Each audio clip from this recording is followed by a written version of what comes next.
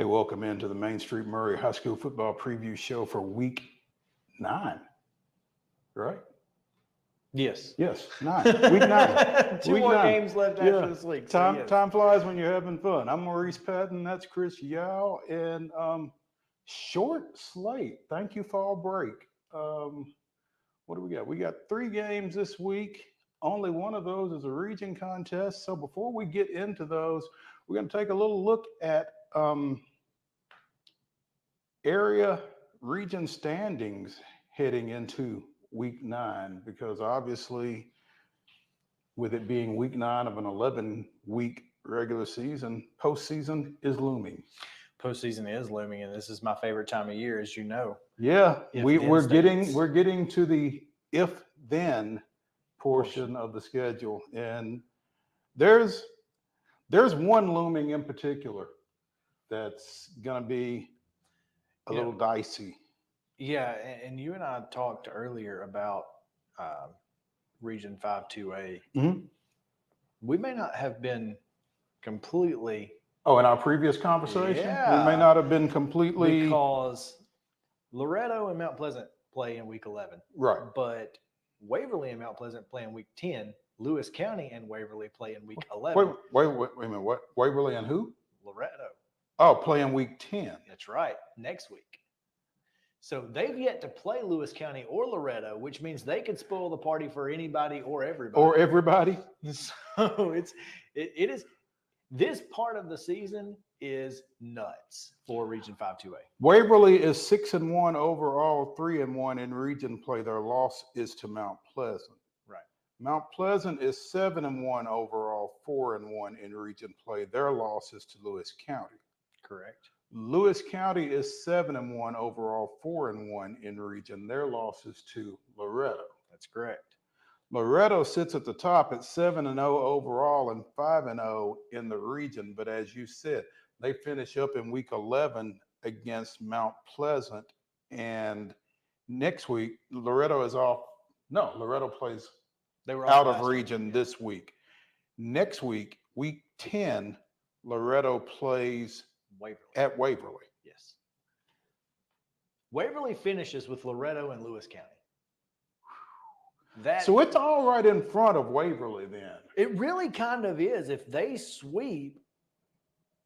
That makes them 5-1. Yes, and they would, obviously they would need some help from Mount Pleasant to win it, but they would assure themselves of hosting if they were to sweep the next 2 weeks after this week. So look, it is an absolute madhouse in 5-2A, and nothing will be decided until the clocks hit 0 on week 11. Yep, that's it. You're going to want to be paying attention week 11 if you are a fan of a Region 5-2A team with postseason hopes. Because it's going to take it's going to take, like you said, right down to the final horn to figure out who's doing what. Now, as it stands, as it stands, these are the 4 teams. Those are the 4 teams: Loretto, Lewis County, Mount Pleasant, Waverly. Because Waverly. What order? What order is to be determined again that night. 1 through 4 is all up for grabs, basically. That's right. Now you would think Loretto is in the driver's seat. Yeah, Loretto has all they have to do is win 1 game. They just have to beat Mount Pleasant. They just have to beat Mount Pleasant. All they have to really do. All they have to do is beat Mount Pleasant. But at Mount Pleasant. Yeah, I'm not saying it's going to be easy. I'm just saying that would pretty well that would put them in the driver's seat for sure. Even if they lost to Waverly, they would they'd be in good shape. Mm-hmm. So I think Loretto, obviously being undefeated, that helps. But yeah, 5-2A is a madhouse, and I'm here for it. Captain Chaos rides again. Let's slide down, Chris, to Division 2A Middle Region, because I think Columbia Academy pretty much did their work last week.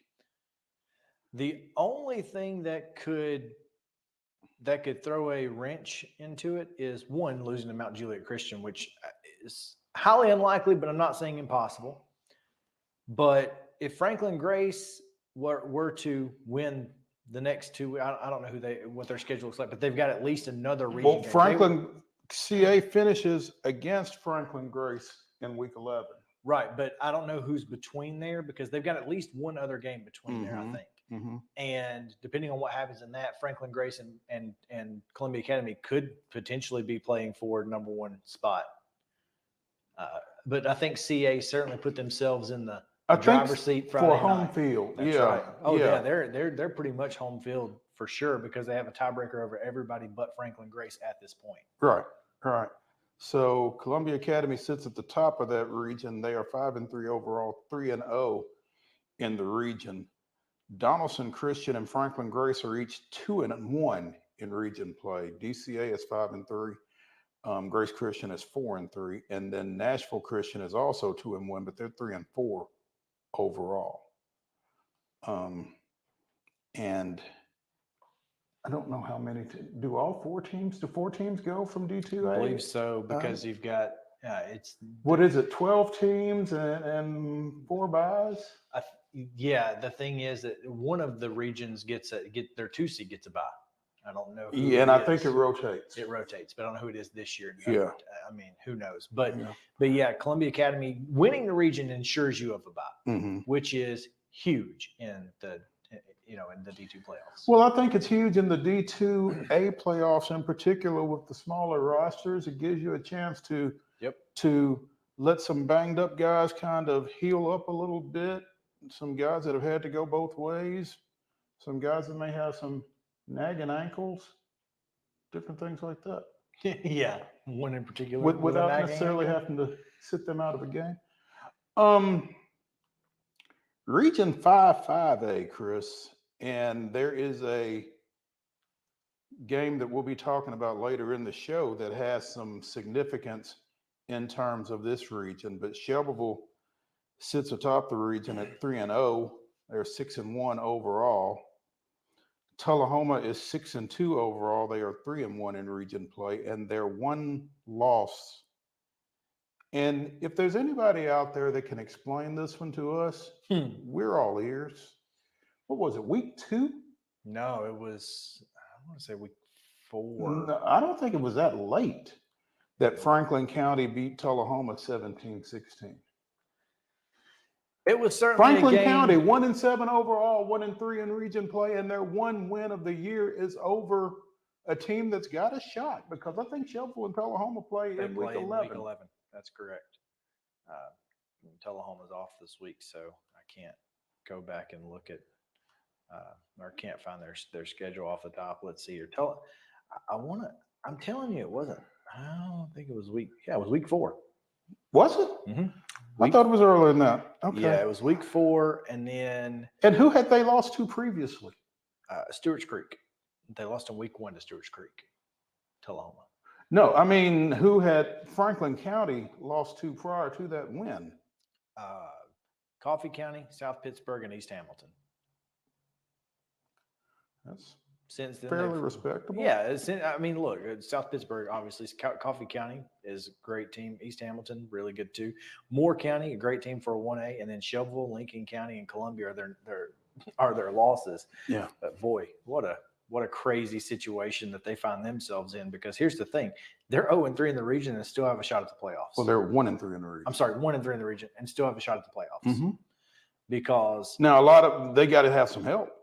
They have to have one. They have to have one little bit of help. Lincoln County has to beat Columbia Central in week 11. If that happens, and Franklin County beats both Lawrence County and Spring Hill, not saying that's going to happen, saying it's got to happen. Right. All right. Then they could find themselves in the playoffs at 3-7. Columbia Central 5-3 overall, 3-2 in the region.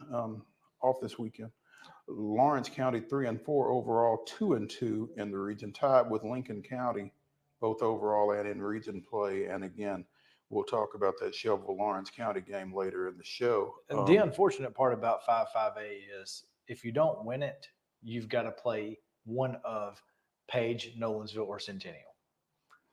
and that's not ideal. And if you are not, and if you are not in the top 2, you are playing at one of those. That's right. You got to go to Page or I'm sorry, to Nolensville or Centennial. Is that the way it looks over there? so. Are they the top 2 right now? I think Centennial and Nolensville, which I think Nolensville and Page have yet to play.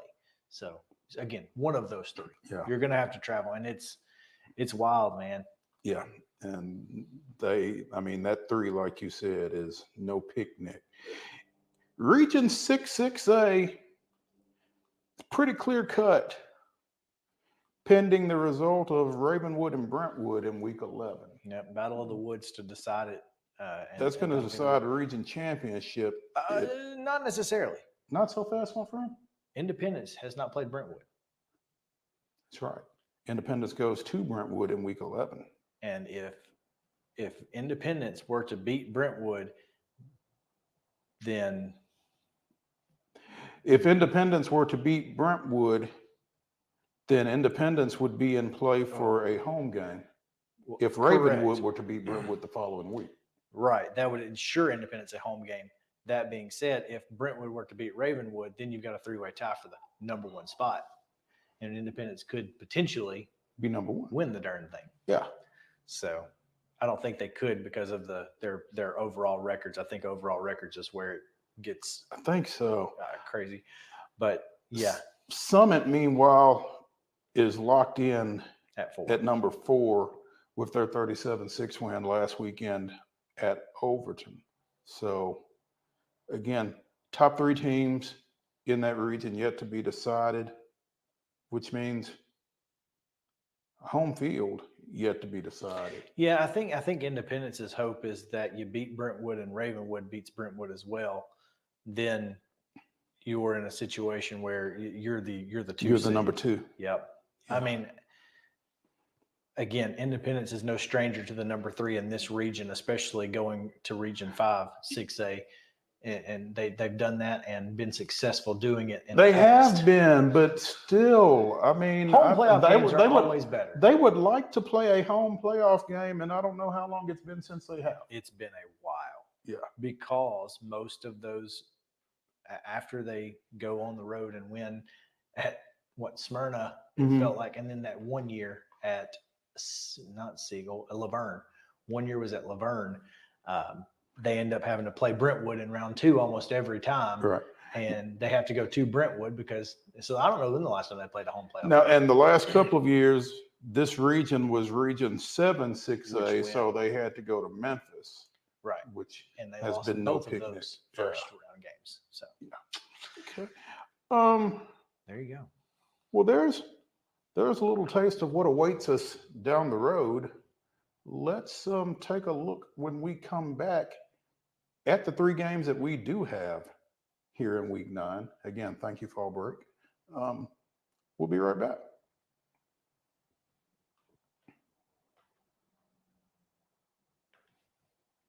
He shoots and he scores!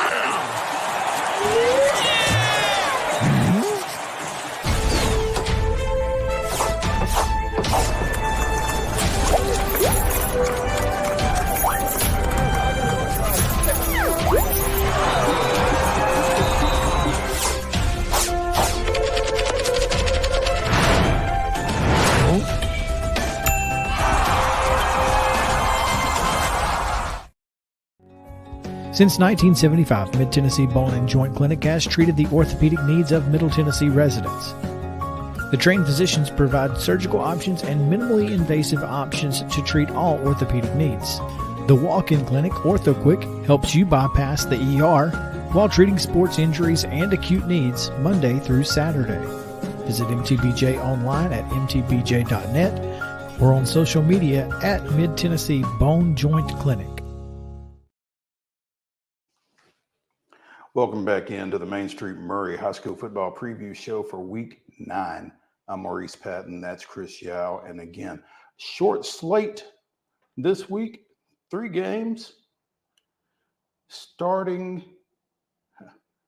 Let's see. Let's start at the south and work our way up. How's that? As Loretto, undefeated Loretto, hosting Eagleville out of Class 1A. Friday night. Despite the midseason loss of senior quarterback Carter Daniel, the Mustangs have been really impressive this year. They are one of 4 teams across the state in Class 2A that are undefeated and have looked really good, particularly on offense. You've had a chance to see them, right? I did. You saw the Summertown I got to game see them against that Carter Summertown. Daniel got hurt in.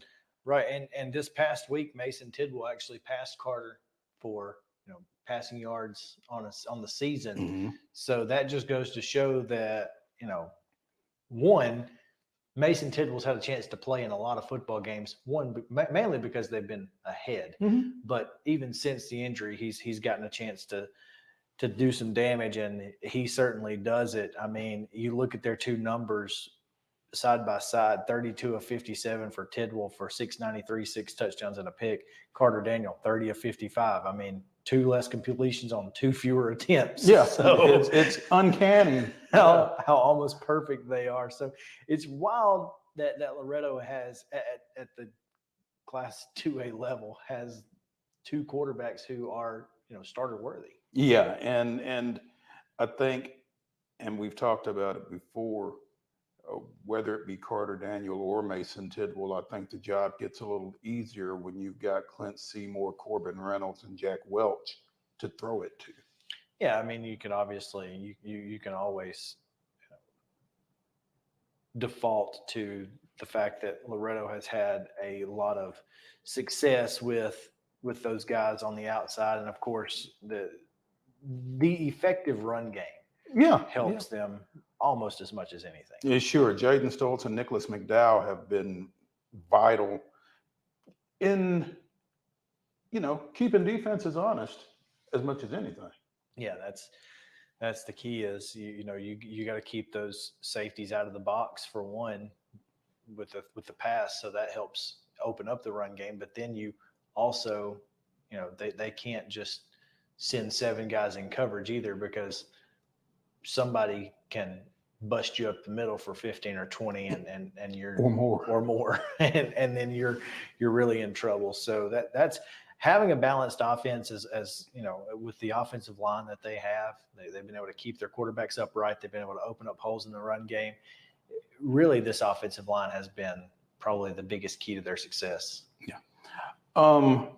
Eagleville comes in at 4-3, but they have lost 3 of their last 5 after winning their first 2. And all 3 of those losses have been in Region 5 1A play. So, yeah, if you score double digits, you're going to win against them, because their 3 wins have been 14-0, 54-0, 35-0, and 31-9. So if you get to that double-digit plateau, you got a shot to beat Eagleville. That's apparently. Now, they got a pretty good defense, but, Moore County, we talked about just a minute ago with Franklin County, they're a really good football team. They beat them 45-20. Collinwood, 38-13 winners, and then Wayne County, 30-22. Did you see Wayne County in Mount Pleasant? I did not. I know. That was a season opener, right? I remember reading about it, but Wayne County, pretty good football team as well. So, I mean, look, this is a football team that they're a 500 team, and this is a team that Loretto should take care of. They should. We'll discuss that more here in a second. Another Region 5 1A, Region 5 2A matchup takes place in Summertown as the host Eagles go looking for their first win of the season against a familiar foe in 3-4 Richland. Richland has been a weird case this year. A team that we have covered in the past extensively, less so now that we have our friends in Pulaski on our team. Right. And, you look at the schedule and you go, boy, they lost in overtime to Lincoln County. They lost in overtime to Fairview. They punched up and had a fighter's chance in both of those games. Absolutely. But then you look at games like, Cascade and Wayne County. You're like, okay, those are 2 big wins, especially Cascade. They had kind of been Richland's nemesis in the playoff race the last couple of years. To get that win to start off, and you're like, man, well, here we go. Then Cornersville comes to town and kind of brings them back to reality. Well, I think Cornersville's bringing a lot of folks back to reality. Which is something that I don't know how many people expected it after the season that they had last year. I mean, they struggled last year quite a bit. And Cornersville, behind Ben Franklin, has been a massive, massive Class A juggernaut. Yeah, I think, at the risk of getting off topic, I think Cornersville kind of figured out where their bread was buttered and got back to it. Absolutely. So, I mean, again, they're taking the KISS approach. Keep it simple, stupid. Give it to Ben Franklin and let's go. So, I mean, if you look at their 3 and 4, Lincoln County, 5A, Fairview, 3A, and then Cornersville, who is the class of this region, and then Collinwood, 20-13. I mean, Collinwood has improved quite a bit, clearly. Yeah. Summertown's gonna have its hands full. No coincidence. Collinwood and Cornersville both went through coaching changes over the offseason. It's true they did. As did Summertown, by the way. Yeah, but Summertown did it a lot later than either of those two teams. A lot later, yeah. We talked about this Region 5-5A matchup in the opening segment. Shelbyville goes to Lawrence County. The Golden Eagles coming in 6-1, 3-0. Lawrence County 3-4, 2-2. Shelbyville last week defeated visiting Spring Hill 44-23. Got a huge game from running back Rocky Chandler. Huge. 9 carries, 237 yards. Huge. I don't even know how you do that. I mean, Well, doing the math. A 97-yarder doesn't hurt. Oh, yeah, that'll help. That'll do wonders for your yards per carry. It will. Yeah. A 97-yarder will absolutely. That's one way to get off the goal line. That is, yeah. Goodness gracious. But, we've talked about this Lawrence County team. You mentioned offensive lines earlier. This offensive line gets nasty, and you can take that any way you want to. But they have really made it a lot easier for Tay Everly, Ian Clayton, and Isaiah Bentley to have some success in the run game. 1,700 plus rushing yards for those 3 and 14 touchdowns on the ground. Yeah, and that's without Clayton playing for 2 weeks. So that, again, I think he makes a major difference in this team and has in the past. This is, again, kind of a game where you look at and you go, Lawrence County, they've played some teams really tough, but then you go back to Tullahoma. Well, they got drilled last week. What gives? This team has been really, really tough in each of their games, and so Lawrence County hasn't necessarily beaten somebody that they were not expected to beat, because you talk about Tullahoma, they lost to Columbia Central, 34-0, 35, 31-0? 31. So, I mean, they've not not beaten anybody they weren't supposed to, I don't think. And they lost to Loretto. Which I don't think that loss at this point looks as bad as it did at the time, because Loretto, again, is pretty good. Right.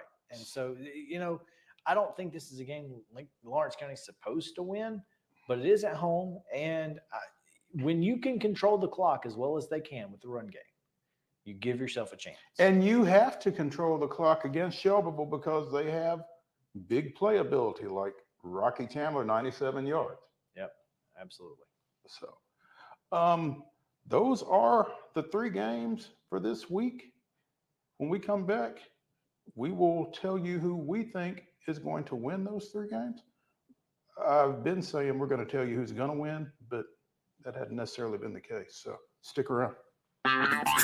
This is Chris Yao with Main Street Sports Today. Every show, Mo Patton and I welcome friends from all across the sports landscape, from high school coaches and reporters to national, college, and pro sports personalities. You never know who might stop by for a chat.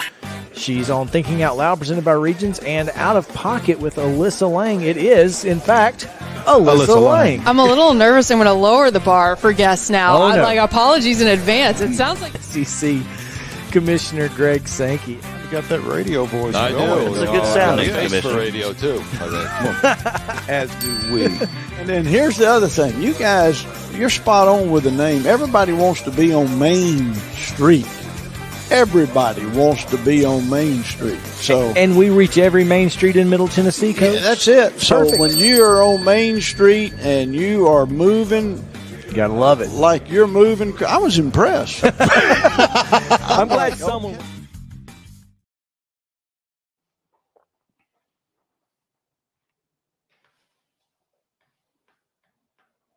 We're back. How are you? I'm good. My bad. You I got crossed. my bad. It's all good. We're back. Thanks for bringing us back, Chris, to the Main Street Maury High School Football Preview Show for Week 9. As we tell you who's going to win our short slate of games. Let's start, Chris, with that Eagleville-Loretto matchup. Yeah, it's hard to go against undefeated, man. Loretto is just so good offensively. It's just it's hard to go against that right now. Eagleville has struggled against good offensive teams, and this is definitely a good offensive team. So I'm going to have to go with the Mustangs in this. Yeah, I think that's a smart pick. Like you said, Loretto is a pretty good offensive team, if not a very good offensive team. And I don't know how well Eagleville matches up with that. So Richland at Summertown. This Richland team, like you said, has punched up on a couple of occasions and come close.